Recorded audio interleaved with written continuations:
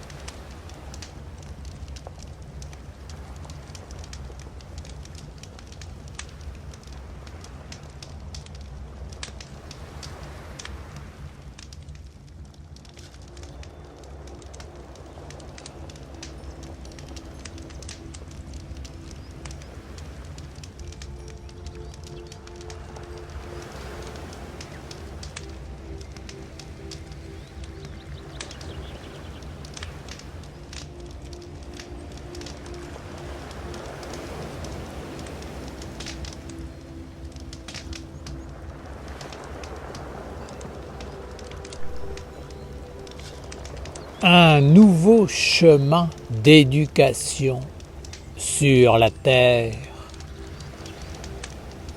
Les humains sont des réactifs de la vie.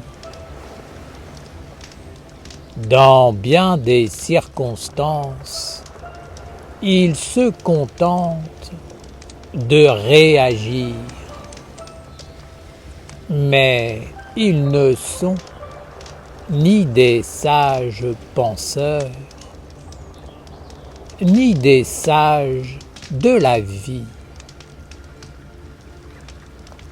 La destinée des hommes n'est que le fruit de leur réaction à certains événements qui les modèlent, les dirigent, les orientent à leur insu. Ils sont prisonniers de l'enchaînement des causes et des effets. Devant chaque circonstance, ils s'empressent de trouver une solution, suivant les modèles qui leur ont été inculqués dans leurs écoles. À travers votre éducation, une certaine intelligence vous a demandé de toujours savoir fournir une réponse immédiate, de trouver instantanément la solution en toutes circonstances. Car sinon, elle vous faisait comprendre que vous n'étiez pas capable de vivre sur la terre. Vous avez été formés afin d'être des réactifs de la vie, et non pas des sages, des penseurs, des êtres qui s'élèvent au-dessus des circonstances et des apparences pour trouver de vraies solutions. Lorsqu'une information se présente à vous, lorsqu'un événement survient, tout de suite, vous êtes réactif. Vous trouvez une solution, n'importe laquelle, instantanément, et vous vous mettez à agir. Une telle attitude peut être bénéfique, mais la grande faiblesse des hommes est de ne pas avoir été éduqués dans la sagesse. Ils ne savent pas s'élever dans un monde supérieur pour acquérir le point de vue qui embrasse tout, qui permet de contempler les tenants et aboutissants de chaque situation. Vous reproduisez sans cesse les mêmes erreurs,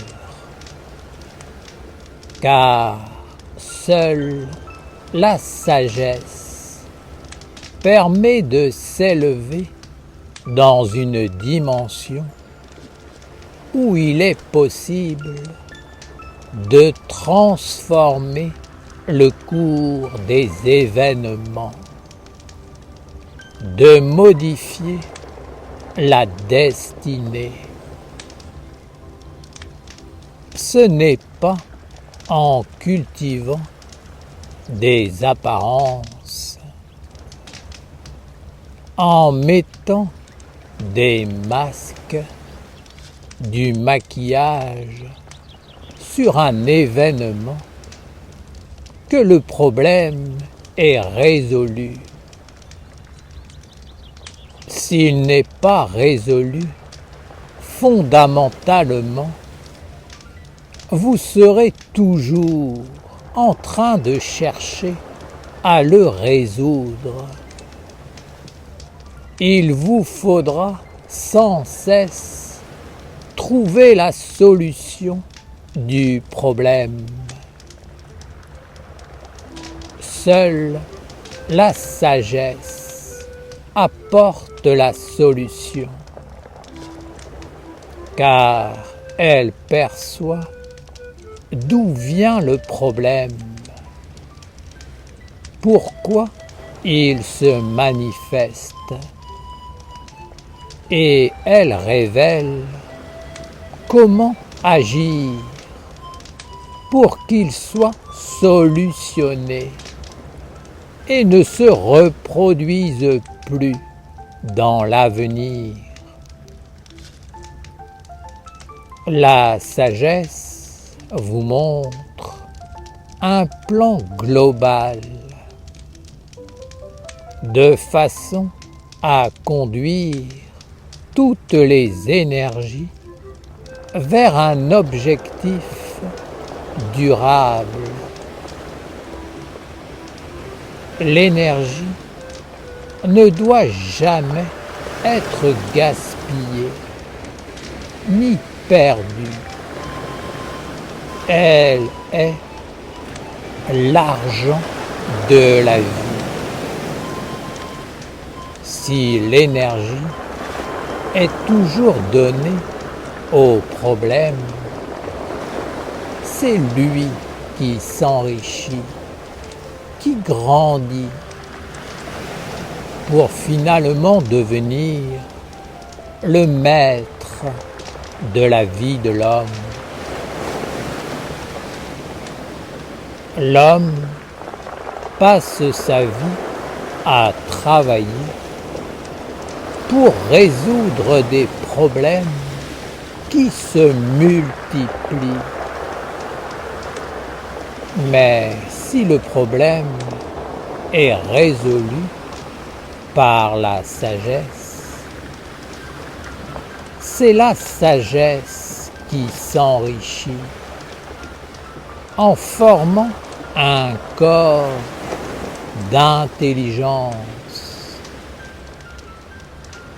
Plus un corps est puissant et bien construit,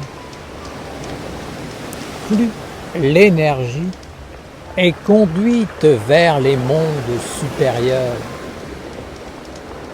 vers l'offrande aux dieux. Alors, c'est l'abondance. Aujourd'hui, les hommes veulent trouver des solutions dans un laps de temps très court. Ils ne voient que le présent, mais ne se projettent pas dans le futur. Ils ne sont plus inspirés par la sagesse et ne connaissent plus les grandes lois de la vie qui gouvernent la destinée des peuples, des mondes, comme celle des individus. Il n'y a plus d'éducation dans la grande sagesse des mystères. Pourtant, cette sagesse a illuminé le monde antique, mais les hommes l'ont abandonnée.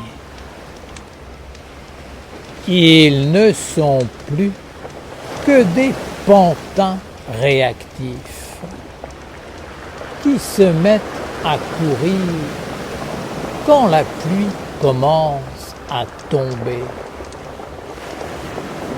Si vous voulez changer votre destinée, il vous faut adopter une autre façon de voir, de penser et d'agir.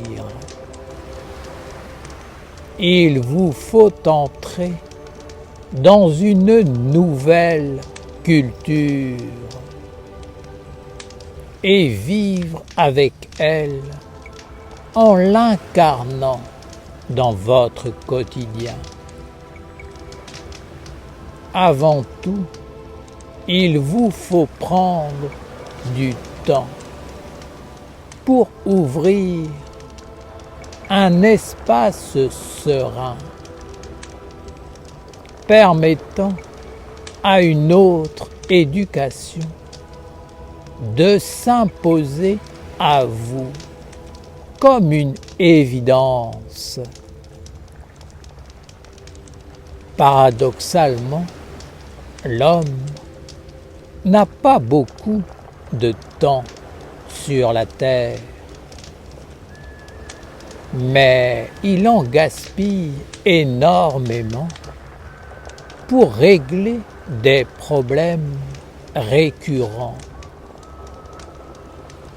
Il passe une grande partie de son temps à vivre et revivre sans arrêt les mêmes difficultés, sans jamais trouver de réelles solutions, sans construire le corps de sagesse qui le mettrait définitivement à l'abri.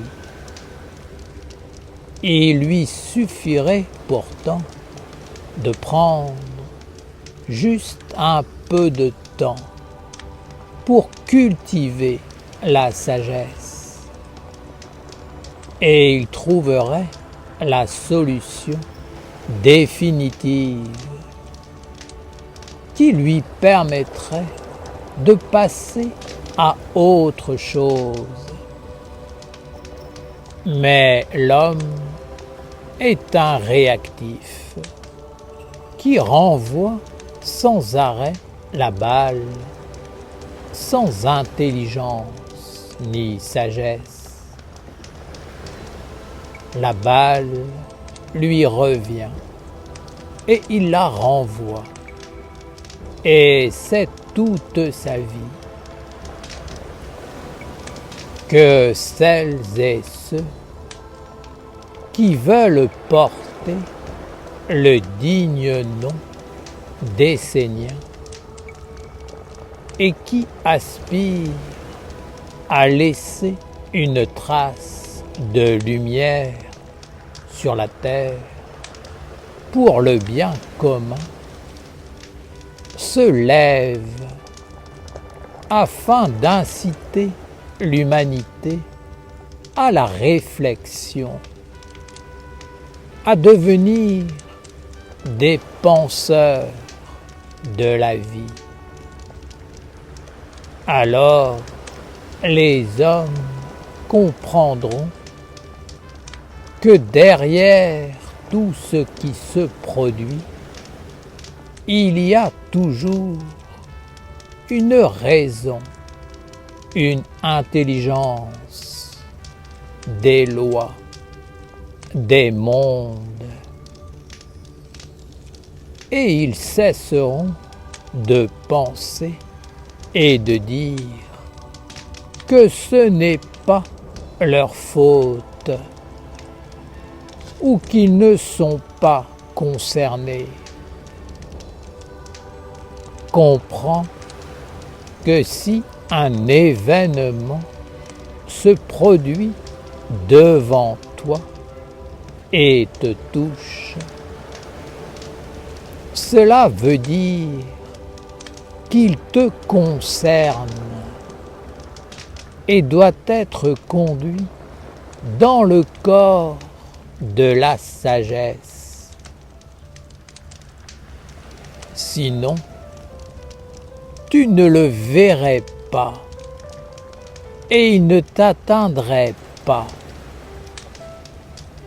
Comprendre la vie de cette façon est le commencement de la sagesse et de l'engagement sur le chemin de la véritable éducation d'une humanité de lumière.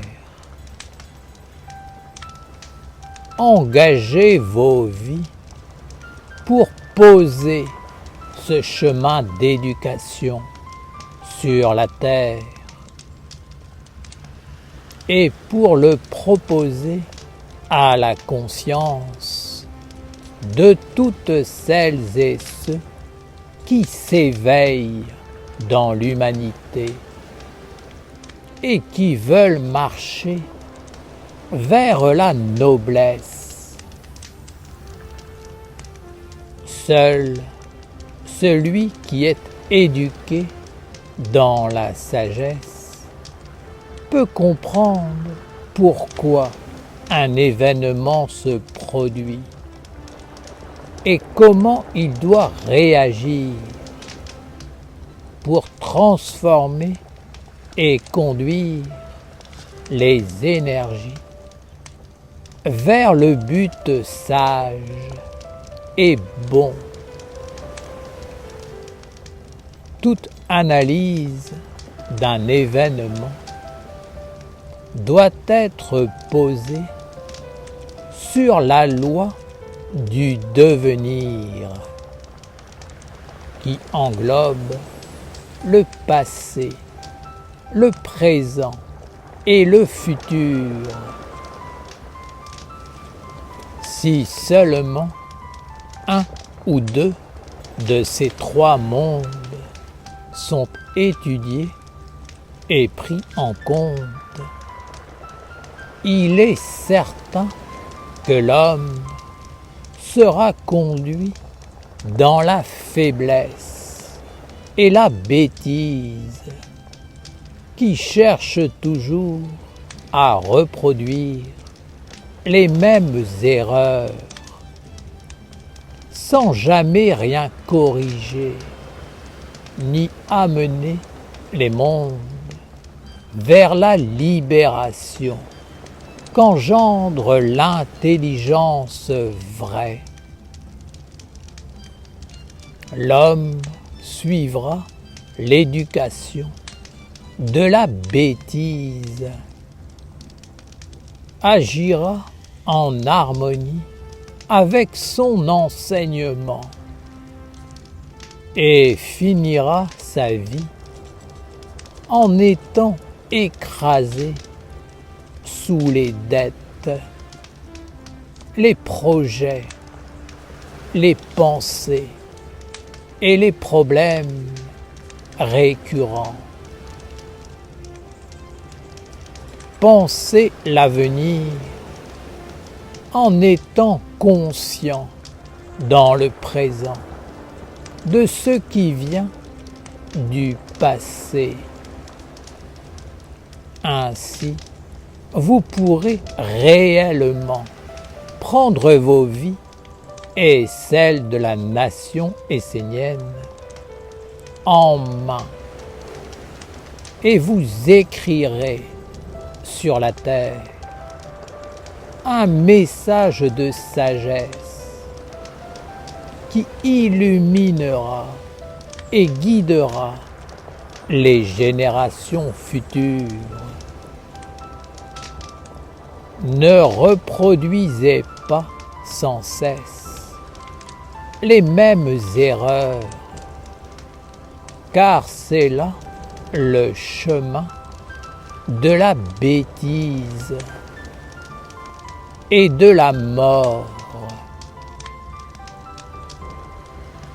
Père Michael, comment pouvons-nous être efficaces si nous rencontrons des épreuves dans la vie et que la nécessité nous oblige à prendre tout de suite notre vie en main et à agir? La méditation doit être un enseignement et une qualité de vie. Elle est un état d'esprit clair,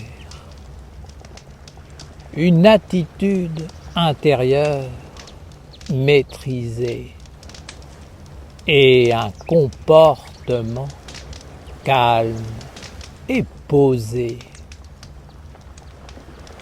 Par l'entraînement et l'étude, il est possible de développer cette capacité méditative qui vous permet de percevoir globalement les trois mondes du passé, du présent et du devenir. Il vous faut toujours comprendre pourquoi vous devez agir et où vous voulez conduire l'énergie, l'âme, l'intelligence. Il est très simple de dire « Je veux me rendre à telle destination ». Et il est parfois même très simple d'y aller. Mais ce qui est juste, c'est de le faire en accompagnant le corps, l'énergie, l'aura et l'intelligence dans tous leurs aspects. paix et dans une relation juste entre eux. Les hommes sont habitués à recevoir des orientations et à obéir à des ordres. Mais c'est l'intelligence et la compréhension vivante à l'intérieur qu'il faut éveiller. Il faut être capable de comprendre chaque situation dans son ensemble. Seul celui qui éveille la vie intérieure, en faisant le travail par lui-même, peut acquérir la maîtrise qui lui permettra de se construire un corps et de transmettre le savoir. Alors, il pourra éduquer les êtres pour qu'eux aussi allument le feu de l'intelligence et de la vue d'ensemble. Dans la vie, il ne suffit pas de dire des paroles, de donner des conseils. Il faut avoir éveillé en soi le feu du travail, de l'œuvre et le corps de la maîtrise pour rendre la parole vivante de l'âme, du savoir-faire.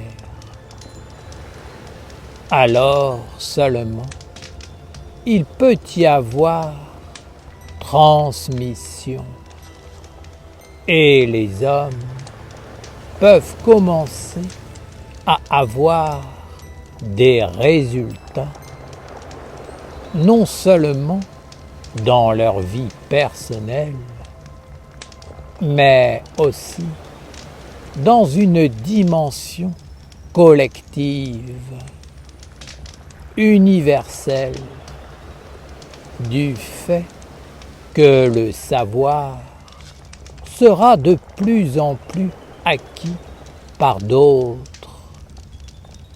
Alors, une véritable tradition vivante, un nouveau ciel et une nouvelle terre pourront être engendrés. L'intelligence sera présente dans les pensées, les paroles et les actes, ce qui engendrera un futur prospère, harmonieux et une vie posée et stable.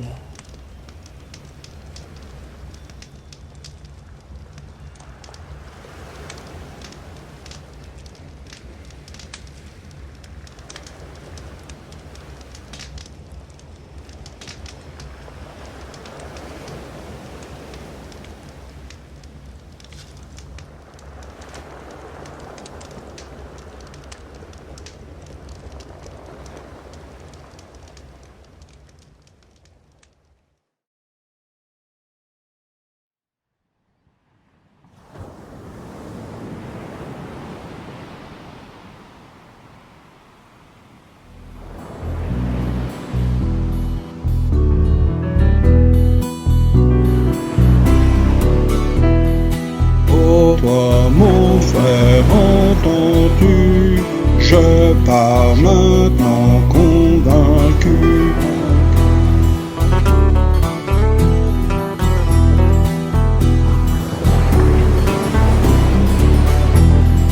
Je pars vers la terre de la liberté, au-delà du monde des opprimés.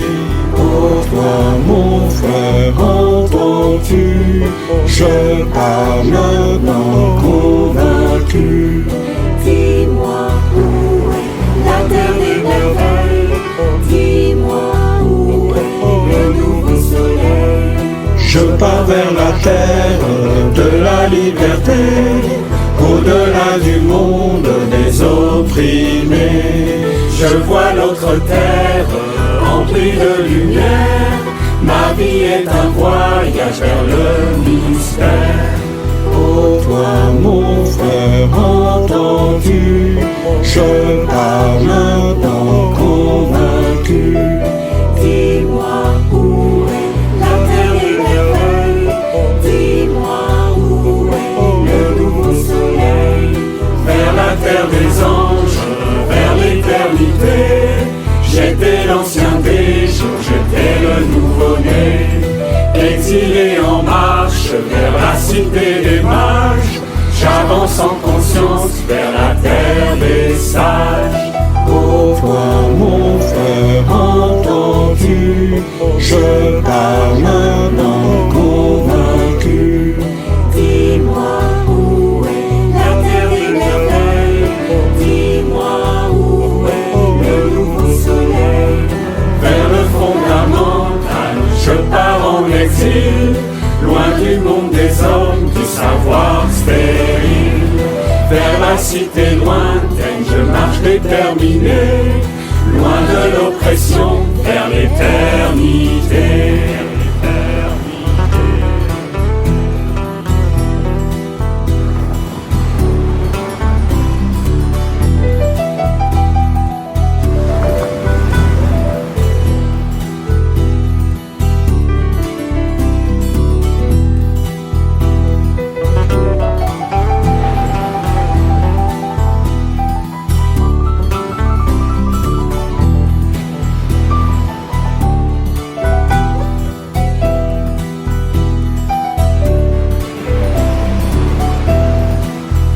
Toi mon frère, entends-tu? Je pars maintenant convaincu. Oh toi mon frère, je pars maintenant. Je pars vers la terre de la liberté, au-delà du monde des opprimés. Je pars vers